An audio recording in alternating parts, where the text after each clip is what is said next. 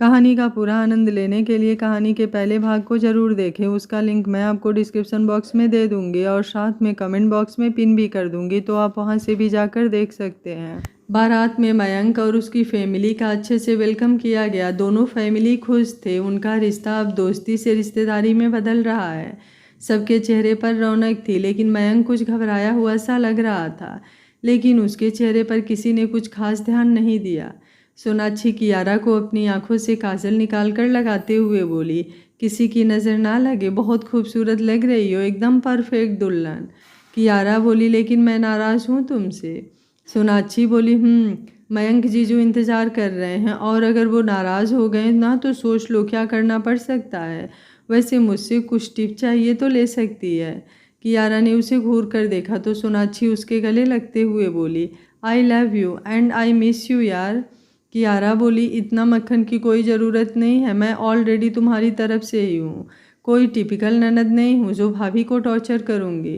सोनाक्षी बोली, पता है, और ये कोई मक्खन नहीं है, समझी।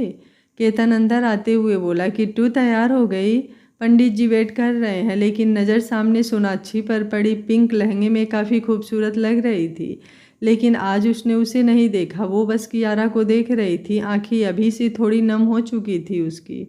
केतन ने अब कियारा को देखा, जो रेड लहंगे में काफ़ी खूबसूरत लग रही थी, तो उसके पास आते हुए बोला, अब लग रही हो कि केतन अग्निहोत्री की बहन हो। फिर उसकी नज़र उतारते हुए बोला, चलो बाहर, सब इंतज़ार कर रहे हैं, मुहूर्त हो गया। कियारा बोली, भाई कुछ बात करनी थी आपसे। केतन बोला, अभी नहीं बच्चा, अभी सब बाहर वेट कर रहे हैं ना, चलो आकर कर लेना। कियारा ने सोनाक्षी की तरफ देखा। सोनाक्षी ने भी पलके झपका दिया और उसे चलने को बोला।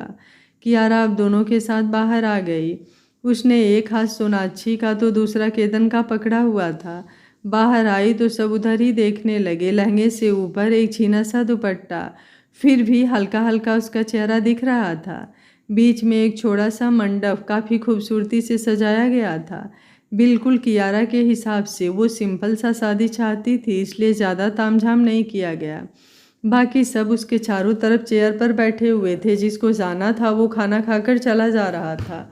मयंक सियारा में शादी के मंडप में बैठा हुआ था। केतन और सोनाक्षी ने कियारा को मयंक के बगल में बैठाया और पीछे हो गए। कुछ देर बाद दोनों ने वैसे ही एक दूसरे को जयमाल पहनाया और पंडित जी के कहे अनुसार सारी विधियां करने लगे। सोनाक्षी बोली, ये मयंक आज कुछ ज़्यादा लंबा नहीं लग रहा है। केतन ने घूर कर उसे देखा तो वो चुप होकर खुद से बोली, आज घूर लो, कल देखने के लिए तरसोगे, तब पता चलेगा। जब बंदा सामने होता है तो कद्र कर लेनी चाहिए। ऊपर होटल के सेकेंड फ्लोर पर राजवंश के यहाँ सारे मेहमान आने शुरू हो चुके थे और विद्युत सबका अच्छे से वेलकम कर रहा था। दादाजी सबको देखते हुए उसके पास आकर बोले, ये सब तो ठीक है, लेकिन जिसने ये सब किया वो कहाँ है? कहीं दिखाई क्यों नहीं दे रहा? मुझे तो लगा सुबह से इन्हीं सब में बिजी होगा, लेकिन यहाँ तो। विद्युत बोला, दादू कुछ देर पहले तक तो भाई यहीं थे, मुझे तो लग रहा है नीचे किसी की शादी हो रही है, उसी को देखने चले गए होंगे। अब आप लोग उनकी शादी तो करोगे नहीं तो क्या करेंगे? दादाजी ने उसे गुस्से वाला लुक दिया तो विद्युत हंसते हुए बोला, सॉरी, लेकिन जब तक भाई नहीं है आप विद्युत राजवंश के साथ इस पार्टी को एंजॉय कर सकते हैं। यकीन मानिए आज आपको पूरी छूट है सब कुछ करने की। वेत्री विद्युत के पास आते हुए बोली, भाई वियान भाई कहाँ हैं? डैड आज उनके लिए सरप्राइज अनाउंस करने वाले हैं और वही गायब हैं। विद्युत, रिलैक्स, यहीं कहीं होंगे, आ जाएंगे। चलो मैं बाकी लोगों को देखता हूँ, तुम दादू के साथ टाइम स्पेंड करो, बोलकर दूसरी तरफ निकल गया। नीचे पंडित जी मंत्र पढ़ रहे थे और बाकी सब लोग शादी देख रहे थे। पूनम और अनिल को जब कुछ देर बाद पंडित जी ने कन्यादान के लिए बुलाया तो ना चाहते हुए भी उनकी आंखों में नमी आ गई। आज से उनकी बेटी पराई हो जाएगी, उनसे ज़्यादा उस पर किसी और का अधिकार होगा। केतन बस दूर से सब कुछ देख रहा था। आज उसकी बहन हमेशा के लिए किसी और की हो जाएगी। उधर पार्टी आराम से अपने सिस्टम से चल रही थी, लेकिन वियान का अभी तक कोई पता नहीं था। सब लोग उसका फ़ोन मिला रहे थे, लेकिन उसका फ़ोन ऑफ बता रहा था। इतने दिन से तैयारी करने के बाद वो अचानक गायब कैसे हो सकता है? किसी को कुछ समझ नहीं आ रहा था। शिवराज दादाजी के पास आते हुए बोले, पापा वियान कहाँ है? सब उसे ही पूछ रहे हैं और वो ऐसे कैसे गायब हो गया? दादाजी बोले मैं भी उसे ही ढूंढ रहा हूँ, उसका फ़ोन भी ऑफ बता रहा है, समझ में नहीं आ रहा है। शिवराज बोले अभी केक भी कट करना है, मुझे तो चिंता हो रही है, ऐसा तो वो कभी नहीं करता, फिर आज अचानक। विद्युत बोला डैड आ जाएंगे भाई, क्या पता दादू के लिए कोई सरप्राइज़ हो, वैसे भी भाई को सरप्राइज़ देने की आदत है। शिवराज बोले आई होप सब ठीक हो, बोलकर सामने मेहमानों के पास चले गए। 1 घंटे बाद दादाजी और बाकी सबको आज पहली बार पार्टी वियान के बिना ही केक काटना पड़ा, लेकिन अब सबको थोड़ी टेंशन हो रही थी कि आखिर वियान गया तो गया कहाँ। ऐसा वो कभी नहीं करता और फैमिली के प्रति इतना लापरवाह वो कभी नहीं हुआ। इसलिए पार्टी को समय से पहले ही ख़त्म करके शिवराज सबसे माफ़ी मांगते हुए सबके साथ घर के लिए निकल गया कि पता करे कि आखिर वियान किसी मुसीबत में तो नहीं है। कुछ देर बाद पंडित जी आखिरी फेरे के बाद मंगलसूत्र और सिंदूरदान होने के बाद दोनों को देखते हुए बोले शादी संपन्न हुई, आप दोनों अपने बड़ों का आशीर्वाद ले लीजिए। अनिल के हाथ में सामने से एक लड़का एक चिट पकड़ा कर निकल गया, वो उसे रोकते उससे पहले ही वो गायब हो गया। कियारा और मयंक ने सबका आशीर्वाद लिया और जैसे ही अनिल के पास पहुँचे तो वो दोनों को देखते हुए बोले 1 सेकेंड। मयंक के पापा बोले अनिल सब ठीक है ना। केतन भी उनके पास आते हुए बोला पापा क्या हुआ। अनिल बोले मयंक सेहरा हटाओ बेटा, शादी हो चुकी है, इसे हटा सकते हो है ना पंडित जी। पंडित जी बोले जी जजमान। पूनम ने उनका हाथ पकड़ लिया और बाकी सब लोग अब मयंक को देखने लगे कि अचानक से क्या हो गया कि शादी के बाद अचानक से अनिल मयंक का सेहरा हटवाना चाहते हैं। मयंक ने सेहरा हटा दिया। 2 मिनट पहले जो सबके चेहरे पर खुशियाँ थी, अब अचानक से एक अजीब सा भाव और सवाल आ गया। जो लोग जानते थे वो भी और जो नहीं जानते थे वो भी एक दूसरे से बात करने लगे कि दूल्हा चेंज कैसे हो गया, वो भी ऐसे अचानक। मयंक की जगह वियान राजवंश। कियारा ने सबके चेहरे के भाव देखे तो अब अपने बगल में सर उठाकर ऊपर देखा जहां मयंक के जगह वियान खड़ा था, वो भी आराम से। चेहरे पर एक अजीब सा गुरूर था, जैसे बहुत बड़ी कोई जंग फतह कर लिया हो। केतन जल्दी से उसका कॉलर पकड़ते हुए बोला मयंक कहाँ है और तुम्हारी हिम्मत कैसे हुई ये सब करने की।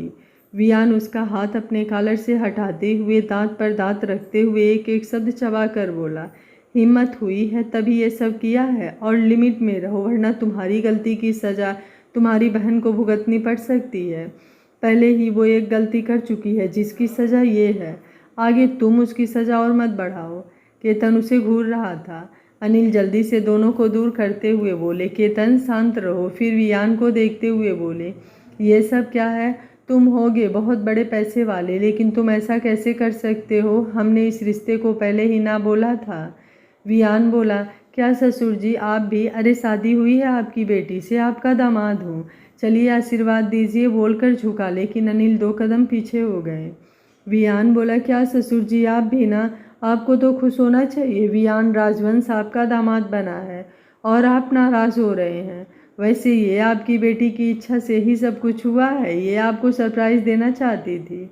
चलिए कोई नहीं, आपको बताना भूल गई होगी, बिजी रहती है ना, कोई बात नहीं, होता है, प्यार में पड़ा इंसान ऐसी छोटी मोटी गलतियाँ करता है। आप चिंता मत कीजिए, मैं इसे खुश नहीं बहुत ज़्यादा खुश रखूँगा, पिछली बातों को भूल जाइए। कियारा को तो कुछ समझ ही नहीं आ रहा था आखिर हो क्या रहा है और अभी अभी हुआ क्या है उसके साथ, और वियान यहाँ है तो फिर मयंक कहाँ है। वो तो इन सब में उसे भूल ही चुकी थी कि वियान नाम का तूफान भी उसकी लाइफ में आया था। और जैसे ही वो कुछ बोलने को हुई वियान उसकी तरफ हल्का सा झुकते हुए बोला ट्रेलर देख चुकी हो, आगे कुछ भी बकवास किया तो तुम्हारा मयंक हमेशा हमेशा के लिए भगवान के पास चला जाएगा, फिर आराम से सबके साथ मिलकर भजन करना उसके मरने के बाद, क्योंकि उसके साथ जो कुछ भी होगा उसकी जिम्मेदार तुम होगे, इसलिए उसकी जान सही सलामत चाहती हो तो शांत रहो। कियारा ने उसकी तरफ देखा तो वो मुस्कुराते हुए सबको देखने लगा। अनिल कियारा को देखते हुए बोले किट्टू ये सब क्या है बच्चा, मैंने और तुम्हारी माँ ने तुम्हारी पसंद पूछा था ना, लेकिन तुमने तो कहा था तुम्हें वियान से शादी नहीं करनी, तो फिर ये सब क्या है। वियान बीच में उन्हें रोकते हुए बोला अब जो होना था हो गया, और नापसंद को पसंद में बदलने में ज़्यादा वक्त नहीं लगता है, और आप मेरी बीवी को अब इमोशनल ब्लैकमेल नहीं कर सकते, वो बालिग है और अपने फैसले लेने के लिए आज़ाद है। अनिल बोले बेटी है वो मेरी, बियान बोला, है नहीं थी, और अभी कुछ देर पहले ही तो आपने इसकी पूरी जिम्मेदारी मुझे दिया है। अनिल को समझ नहीं आ रहा था आखिर ये सब क्या है। उनकी बेटी उनका गुरूर है, ऐसा कभी नहीं कर सकती है, वो तो सोच भी नहीं सकते थे। वियान अब फ़ोन खोला और ड्राइवर को गाड़ी लाने को बोल बात करने लगा। सोनाक्षी बोली, कियारा ये सब क्या है यार, मयंक के जगह वियान राजवंश कैसे? कियारा ने सबको देखा, सबके चेहरे पर सवाल थे और उसके पास जो जवाब था वो दे नहीं सकती थी। फिर सोनाक्षी को देखते हुए बोली, तुझे तो भरोसा है ना? सोनाक्षी बोली, बिल्कुल यार। कियारा बोली, सबको संभाल लेना प्लीज़, अभी मैं कुछ नहीं बता सकती, पहले खुद समझ लूँ उसके बाद तुझे बताती हूँ आखिर हो क्या रहा है। वियान वापस से आते हुए बोला, आप लोग खुशी खुशी विदाई कीजिए, अब जो होना था हो चुका है, दुखी होने से कोई फ़ायदा नहीं, मुझे लेट हो रहा है। अनिल गुस्से में बोले, जब शादी कर ही चुके हो तो ले जाओ, बाकी का हमें कुछ नहीं करना, बोलकर चेहरा घुमा लिए। वियान बोला, ओके जैसी आपकी मर्ज़ी, मुझे वैसे भी कोई प्रॉब्लम नहीं है और ये फालतू की रस्मों को मैं मानता भी नहीं। बोलते हुए कियारा का हाथ पकड़ते हुए बोला, चलो। कियारा ने सबको देखा जो सब उसे ही देख रहे थे। केतन की आंखें नम थी, पूनम और सोनाक्षी और बाकी सब लोग भी। वियान धीरे से बोला, चलो वरना उठा कर ले जाऊंगा, उसके बाद लोग क्या सोचेंगे समझ सकती हो। कियारा अब उसके साथ आगे बढ़ गई। पूनम जी बोली, किट्टू। सोनाक्षी ने उन्हें पकड़ लिया। कियारा जहाँ थी वहीं रुक गई, ये आवाज़ वो कैसे अनसुना कर सकती थी। वियान बोला, ज़्यादा इमोशनल नहीं, चलो फैमिली ड्रामे करने के लिए टाइम नहीं है मेरे पास। कियारा ने एक नज़र उसे देखा और फिर पीछे जहाँ उसकी माँ खड़ी उसे ही देख रही थी। कियारा जाकर उनके गले लग गई तो वियान की मुट्ठी गुस्से में कस गई। पूनम कुछ देर बाद उसके सर को चूमते हुए बोली, खुश रहना। कियारा बोली, आई एम सॉरी। पूनम बोली, अपना ख्याल रखना। कियारा अनिल को देखते हुए बोली, पापा। अनिल बोले, केतन बोल दो जाने के लिए, मैं नहीं चाहता कि कुछ भी मैं उल्टा सीधा बोलूं।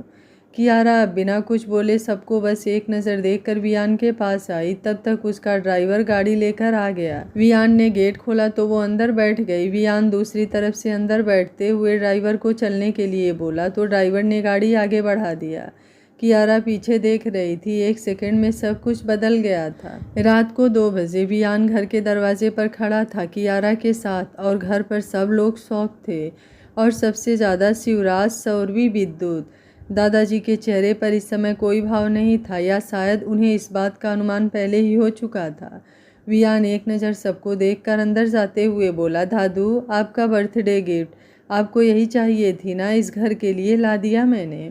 शिवराज बोले, वियान ये क्या मजाक है, जहाँ से लेकर आए हो वहीं छोड़ कर आओ। वियान रुकते हुए उन्हें देखकर बोला, ये मजाक नहीं है डैड, और अब ये कहीं नहीं जाएगी, और मैंने तो बस दादू की इच्छा पूरी किया है, वो कोई चीज़ मांगे और मैं ना दूँ, इम्पॉसिबल। और इन सब चीज़ों को आप ज़्यादा सीरियस मत कीजिए, सीरियस वाला ऐसा कुछ नहीं है, बोलकर वहाँ से अपने रूम में चला गया।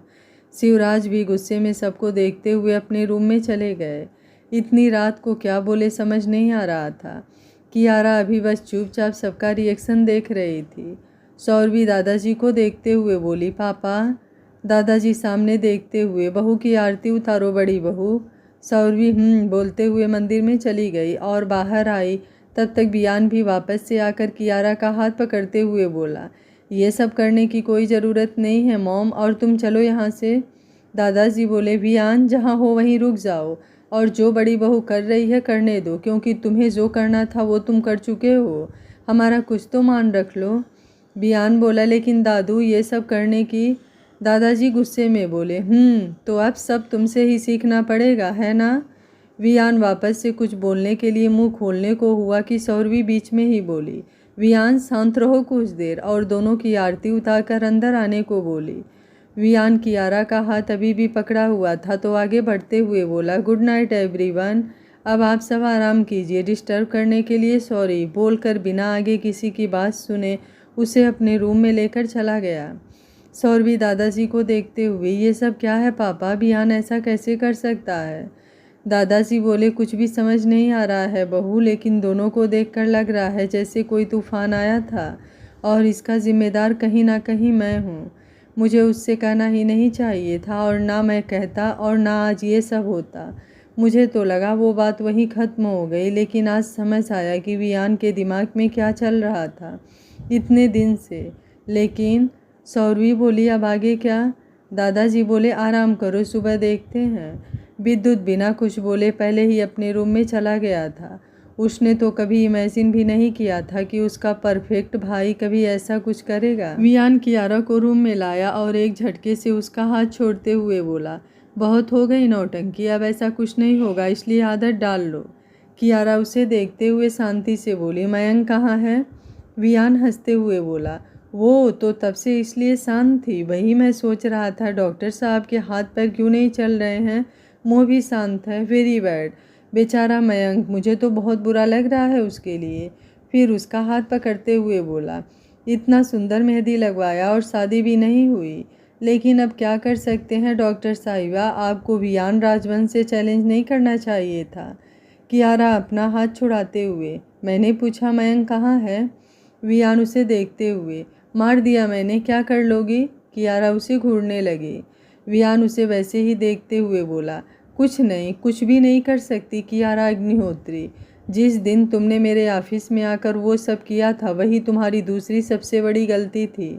तुम मिडिल क्लास अपने आप को पता नहीं क्या समझ रही थी, आज देख लो खुद को। और अब पीछे जाने के सारे रास्ते भी मैंने बंद कर दिया है, अब तुम कहीं नहीं जा सकती हो, कहीं भी नहीं। कियारा बोली, तुम बता रहे हो मयंक कहाँ है या फिर मैं पुलिस को कॉल करूं? वियान अब शेरवानी के बटन खोलकर उसकी तरफ बढ़ते हुए बोला, आज शादी हुई है हमारी और तुम्हें अभी अपनी पति के बाहों में होना चाहिए, और तुम पता नहीं क्या क्या सोच रही हो, चलो आ जाओ। कियारा पीछे जाते हुए बोली, वियान राजवंश, मैं पूछ रही हूँ मयंक कहाँ है, क्या किया तुमने उसके साथ? वियान उसके होठों पर उंगली रखते हुए बोला, आज ज़्यादा नहीं बोलते और आज से उसका नाम तुम्हारे होठों पर नहीं आना चाहिए। मैं नहीं चाहता कि लोग कहें वियान राजवंश की वाइफ किसी और को याद कर रही है। कियारा ने कुछ बोलने के लिए वापस से मुंह खोला कि वियान उसके कमर पर अपनी पकड़ कसते हुए बोला, ना मतलब ना होता है, समझी? और आज के बाद ऊंची आवाज़ में बात करने के बारे में सोचना भी मत। वियान के खिलाफ कोई ऊंची आवाज़ में बात करे या फिर कोई उसकी बात काटे उसे बिल्कुल भी पसंद नहीं है। कियारा उसका हाथ हटाते हुए बोली, गुड, लेकिन शायद तुमने भी मेरे बारे में एक बात नहीं सुनी। मुझे लोगों के आर्डर मानने में बिल्कुल इंटरेस्ट नहीं है, इसलिए आप बताओ मयंक कहाँ है और जहाँ भी है उसे छोड़ दो। वियान बोला, ठीक है, तो अगर एक बार और तुमने उसका नाम लिया ना तो वो इस दुनिया से हमेशा हमेशा के लिए ऊपर शिफ्ट हो जाएगा। यकीन नहीं तो वापस से बोल कर दिखाओ। बोलते हुए उसे घूरने लगा। कियारा बोली, चाहते क्या हो, कर लिया ना जो करना था, तो अब उसे बीच में क्यों ला रहे हो? उसका इन सब में कोई कसूर नहीं, इसलिए। वियान बोला, वो सब मैं डिसाइड करूंगा, तुम नहीं। बोलते हुए बिना आगे का कुछ बहस किए बाहर निकल गया। कियारा दरवाजे को घूर रही थी जहां से अभी अभी वियान बाहर गया था। सुबह 8 बजे डाइनिंग टेबल पर एकदम शांति छाई हुई थी। वियान रात का गया हुआ अभी तक घर नहीं आया था। शिवराज गुस्से में बैठे हुए थे। दादाजी बोले, शिव शांत हो जाओ, क्या पता उसकी कोई मजबूरी रही होगी।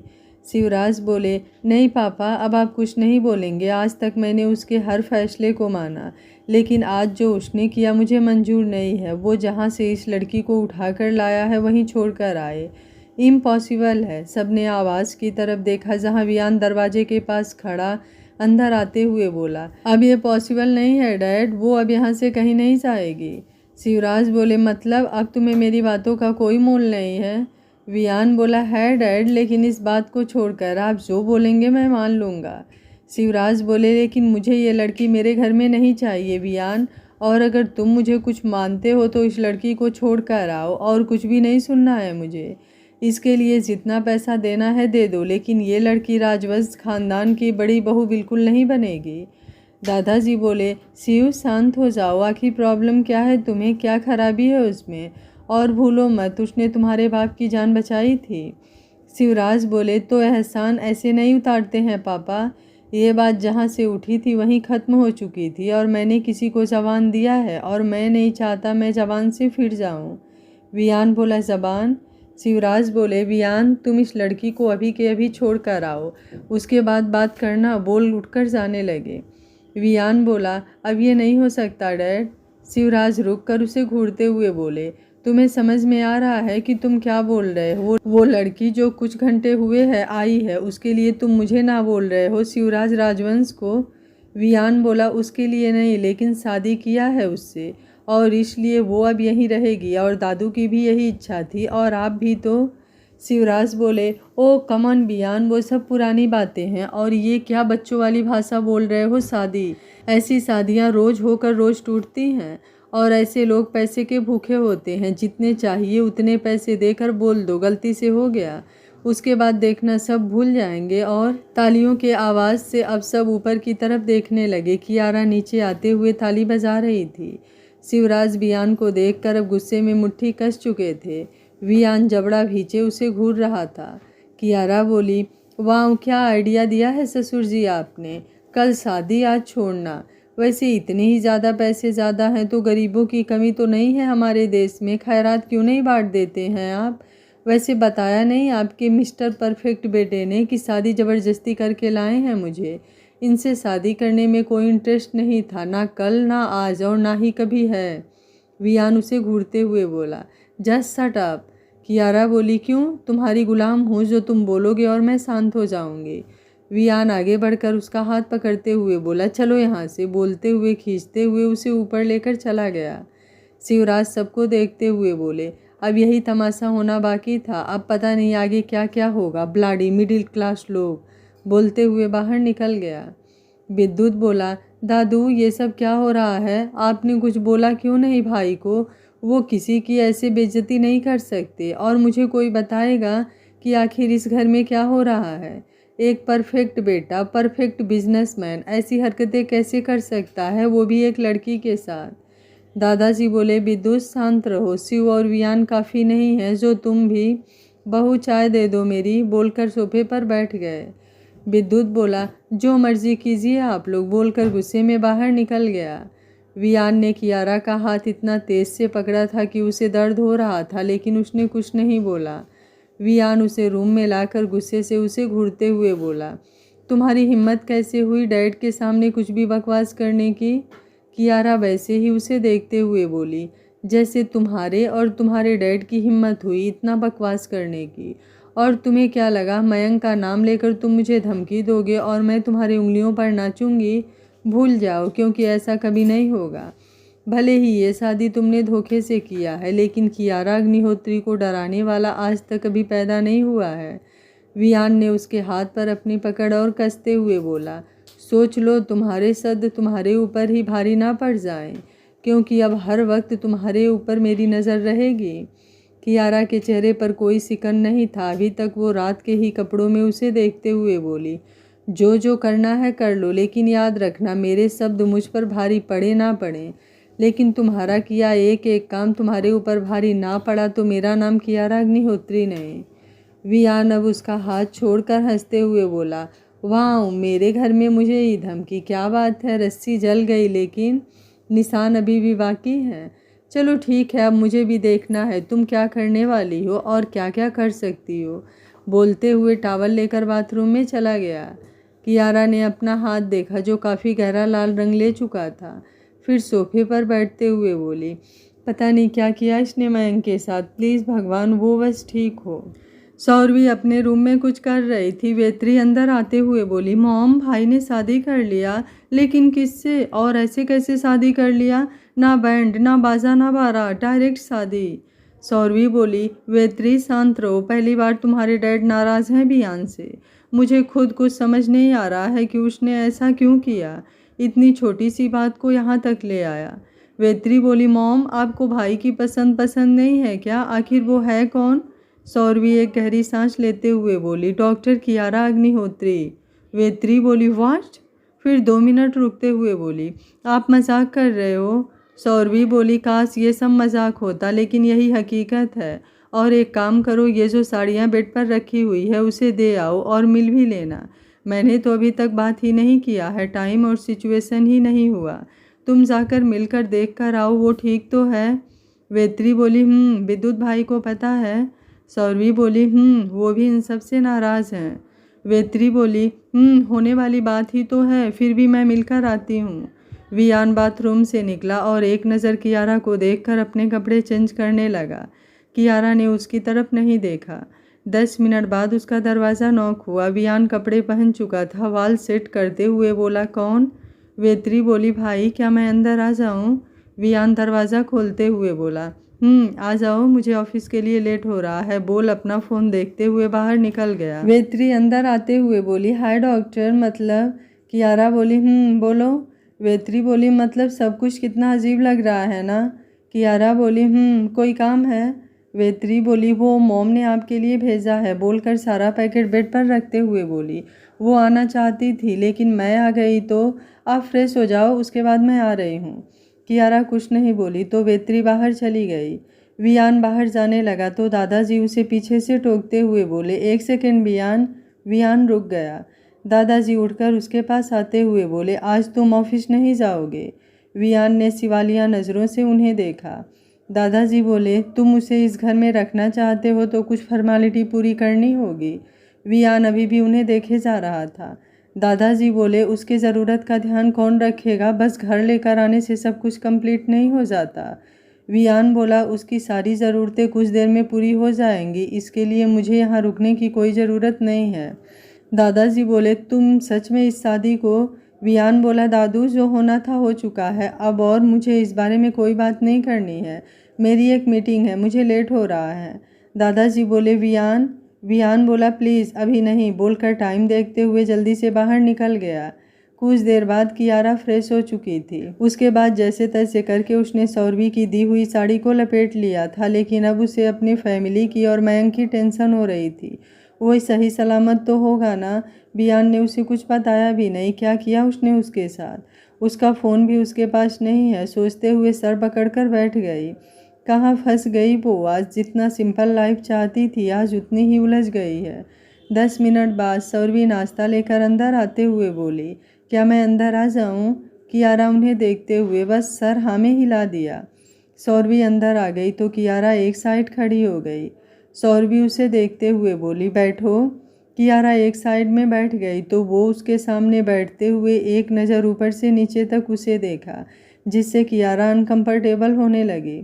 सौरवी बोली, रिलैक्स, मैं कोई भूतनी नहीं हूँ। और डॉक्टर कब से अनकंफर्टेबल होने लगे? सुबह तुम्हें देखकर तो मैंने कुछ ज़्यादा ही बहादुर समझ लिया था तुम्हें, लेकिन लगता है गलत सोच लिया है मैंने, है ना? कियारा बोली, आई एम सॉरी, वो सुबह बस गुस्सा आ गया था तो कुछ ज़्यादा ही बोल दिया शायद, सॉरी। सौरवी बोली, कोई नहीं, नाश्ता कर लो और कपड़े कुछ देर में आ जाएंगे तो चेंज कर लेना, नहीं तो गिर जाओगी।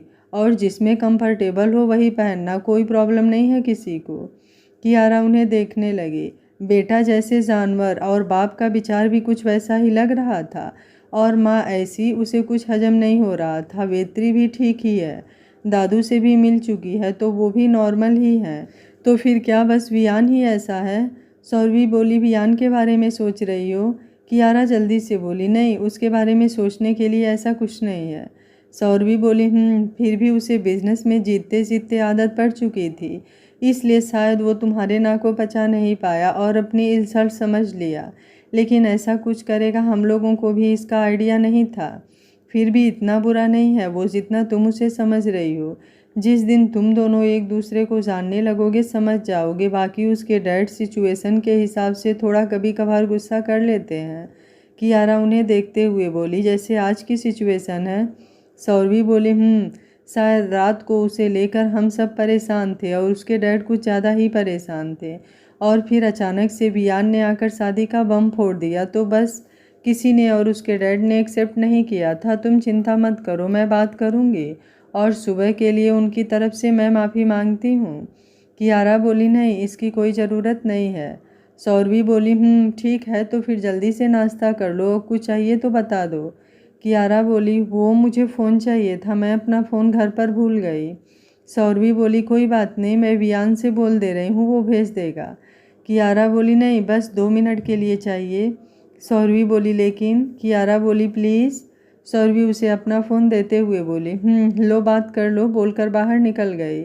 कियारा ने जल्दी से सोनाक्षी को फ़ोन लगाया। 2 रिंग के बाद उसने फ़ोन उठा लिया और हेलो बोला। कियारा बोली सोना सब ठीक तो है ना, मम्मी पापा भाई और सब ठीक है ना। सोनाक्षी कियारा बोल कर एक गहरी सांस लेते हुए बोली तुम ठीक हो ना, उसने कुछ किया तो नहीं। कियारा बोली ठीक हूँ मैं, कुछ नहीं किया किसी ने, तू बता घर पर सब ठीक है ना।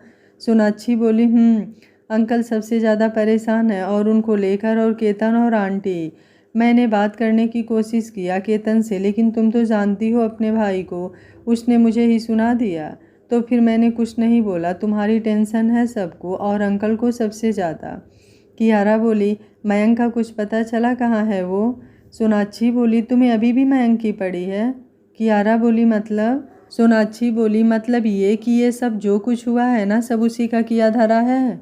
कियारा बोली वाट, पागल हो गई है तू, उसने क्या किया वो तो।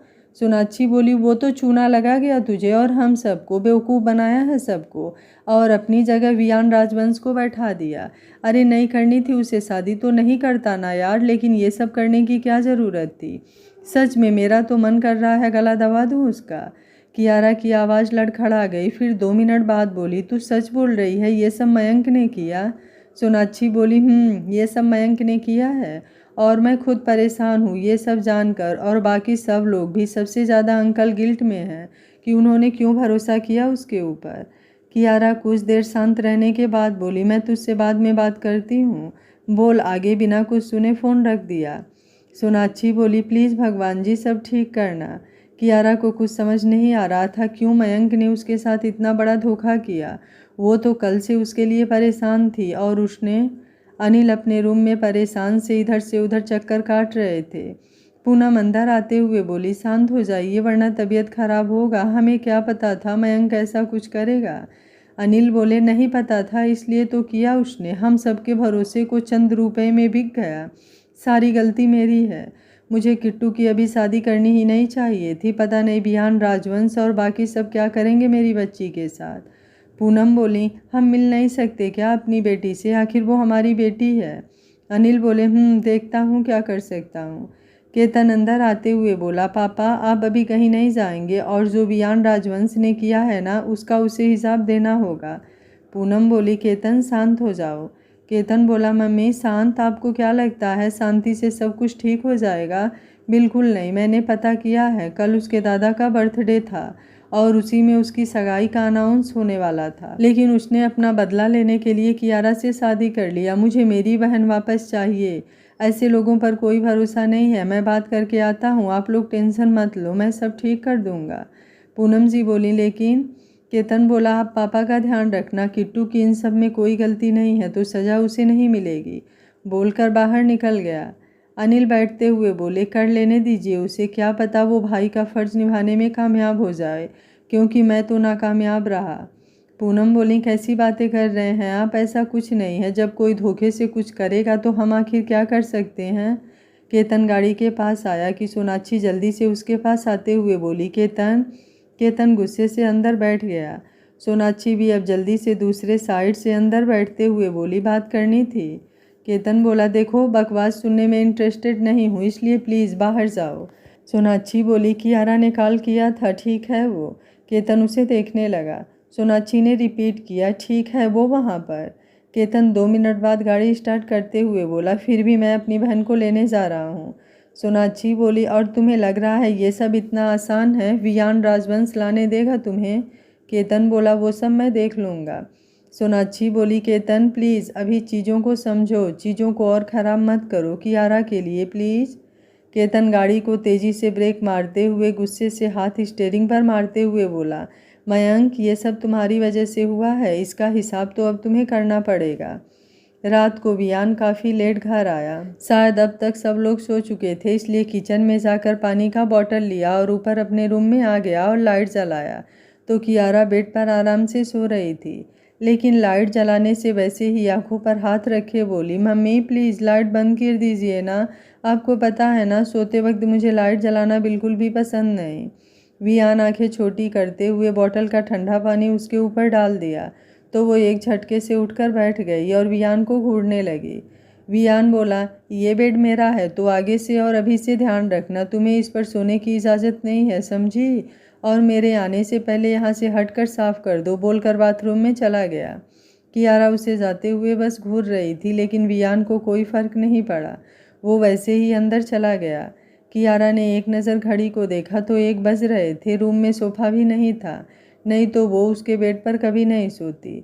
लेकिन उसका क्या मतलब था कि बेड उसका है? शादी किया है तो इज्जत से बेड दोनों का हुआ, इसलिए अब वो यहाँ से कहीं नहीं जाएगी, सोचते हुए वापस से सो गई। वियान कुछ देर बाद फ्रेश होकर बाहर आया और कियारा को वापस से सोते हुए देखा तो गुस्से से बोला, तुम्हें समझ नहीं आ रहा है क्या? जो तुम अभी भी आराम से सो रही हो, हटो मेरे बेड से। कियारा आंखें खोलते हुए बोली, इतना सारा जगह है, कहीं भी सो जाओ, मैं नीचे तो बिल्कुल नहीं सोने वाली हूँ, इसलिए सपने देखना भूल जाओ। वियान उसे घूरते हुए बोला, वो सीरियसली तुम्हारी इतनी औकात है कि तुम वियान राजवंश के साथ बेड शेयर करो? कियारा बोली, नहीं करना है तो खड़े रहो, मुझे भी कोई शौक नहीं है तुम्हारे साथ बेड शेयर करने का, लेकिन कांड तुमने किया है तो भरपाई भी तुम ही करोगे, मैं नहीं करने वाली। वियान बोला, आखिरी बार पूछ रहा हूँ, तुम उतर रही हो या नहीं मेरे बेड से? कियारा बोली, बिल्कुल नहीं। वियान बोला, ये तुम्हारा आखिरी फैसला है? कियारा बोली, बिल्कुल, फिर भी तुम्हें शक है तो आराम से देखो खड़े होकर।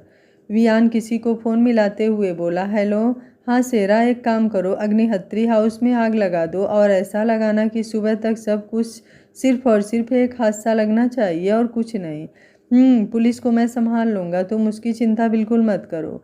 वियान राजवंश इतना तो संभाल ही सकता है। कियारा जल्दी से उठकर उसके पास आई और फ़ोन छीनते हुए बोली, तुम्हारा दिमाग खराब है क्या? लेकिन फ़ोन में कोई नंबर डायल नहीं था। वियान अब एक स्टेप उसकी तरफ लेते हुए बोला, अभी तो तुमने मेरा दिमाग खराब होते देखा ही नहीं है, अभी तो तुम्हें बहुत कुछ देखना बाकी है। So just wait and watch, और सो जाओ। फिर फर्श को देखते हुए बोला, नीचे, क्योंकि तुम्हारी जगह यही है और आज के बाद मेरे किसी भी चीज़ की तरफ देखना भी मत, बोल जाकर बेड पर लेट गया। कियारा ने कुछ देर तक उसे देखा और फिर बालकनी में चली गई, जहाँ ठंडी ठंडी हवा चल रही थी, तो झूले पर बैठकर आंखें बंद करते हुए बोली, बस भगवान जी, मेरी फैमिली की रक्षा करना और कुछ नहीं चाहिए। उन्हें मेरी वजह से मेरी गलती की सज़ा नहीं मिलनी चाहिए। केतन अपने रूम में चक्कर काट रहा था। पूनम उसके रूम में आते हुए बोली, केतन, क्या हुआ है बेटा, सब ठीक तो है ना?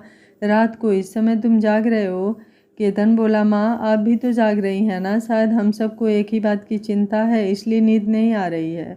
किट्टू की टेंशन हो रही है, वो ठीक तो होगी ना? खाना खाया कि नहीं? किसी ने उसका ख्याल रखा होगा कि नहीं? पता नहीं कैसी होगी वो। मैं क्या सोच रहा था, कल उससे मिलने चला जाता हूँ और लेते आऊँगा। पूनम बोली, पग फेरा हो जाएगा, ठीक है चले जाना कल, और देख आना वहाँ पर सब कैसे हैं, कोई दिक्कत तो नहीं है उसे वहाँ? केतन बोला, वही सोच रहा था सुबह से, और दिक्कत जिस हिसाब से वियान उसे लेकर गया है, आपको क्या लगता है दिक्कत नहीं होगी? मेरा बस चले तो मैं।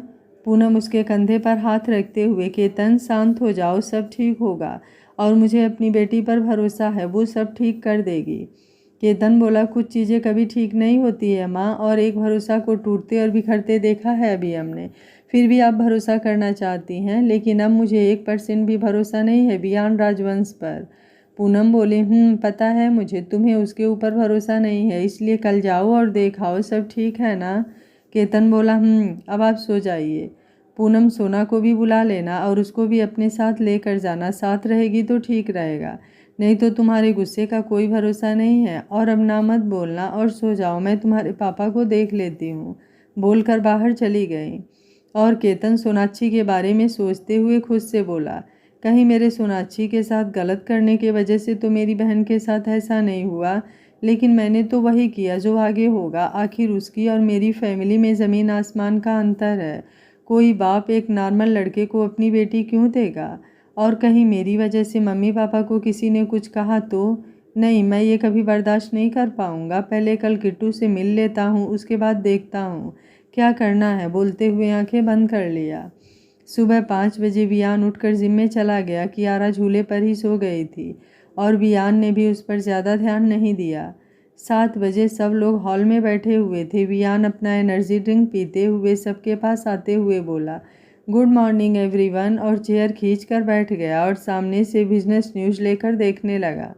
दादाजी वियान को देखते हुए बोले, वियान 2 दिन बाद रिसेप्शन रख लेते हैं, क्या बोलते हो?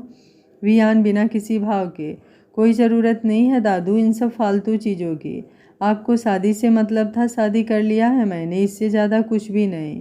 और वैसे भी जो दुनिया को दिखाने वाली चीज़ें हैं वो वियान राजवंश दुनिया को ज़रूर दिखाता है।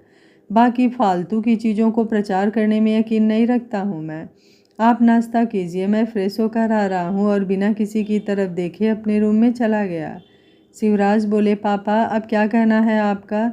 जिस बेटे पर गर्व करता था आज उसी ने मुझे कहीं मुँह दिखाने लायक नहीं छोड़ा है।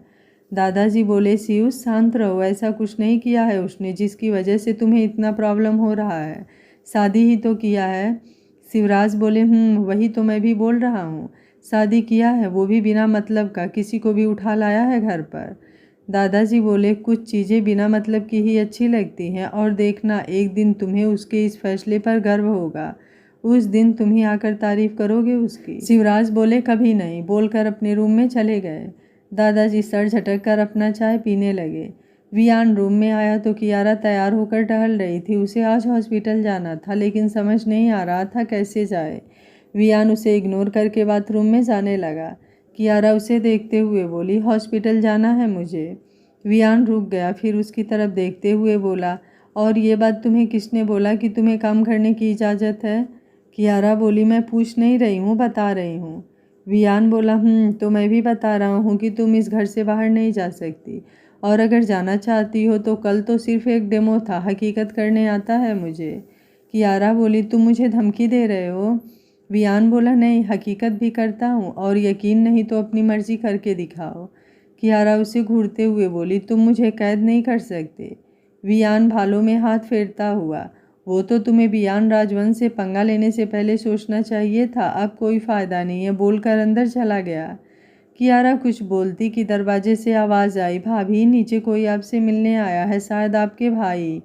वियान के कान में जैसे ही ये बात गई वो जल्दी से बाहर निकलते हुए बोला, वेत्री बोल दो, वो अभी बिजी है, अभी किसी से नहीं मिल सकती।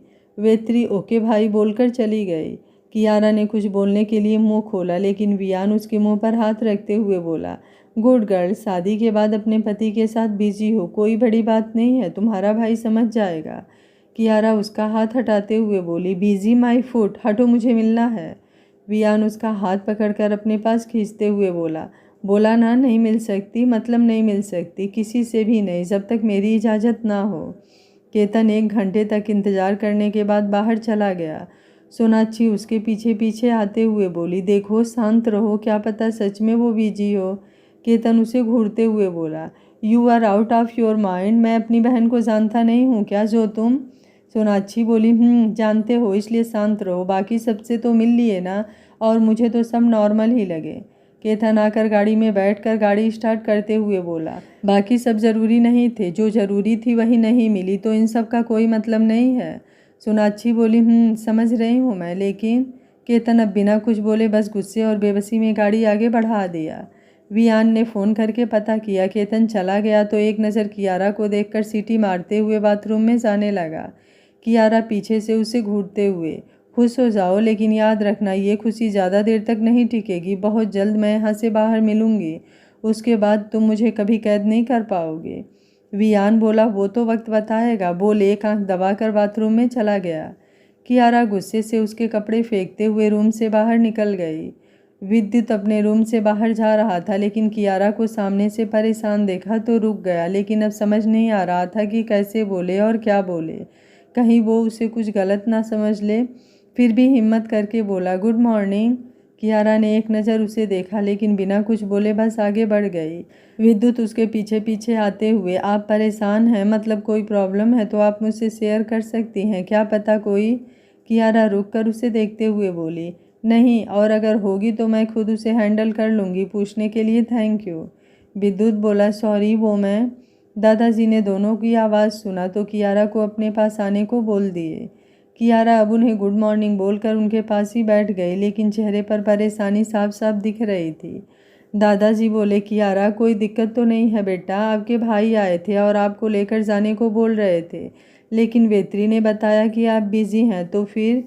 कियारा ने दादाजी को देखा और कुछ बोलती कि वियान सीढ़ी से आते हुए बोला, क्या दादू, आप भी हमारी नई नई शादी हुई है उसी में बिजी थे। और भाई का क्या है, उससे तो कभी भी मिल सकती है और अभी कहीं भी जाने की कोई ज़रूरत नहीं है, बोल डाइनिंग टेबल पर बैठते हुए बोला।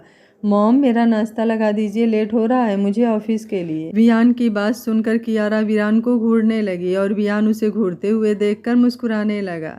आगे क्या होगा इस कहानी में जानने के लिए देखते रहिए कहानी का अगला भाग। पर जो भी होगा बहुत ही इंटरेस्टिंग और टसन से भरा हुआ होगा। तो कहानी को एंजॉय करिए और अगला भाग देखने के लिए ज़्यादा से ज़्यादा कमेंट ज़रूर करिएगा। वीडियो पसंद आ रहा है तो वीडियो को लाइक शेयर एंड चैनल को सब्सक्राइब कर लीजिएगा। Thank you for watching. मिलते हैं कहानी के अगले भाग में।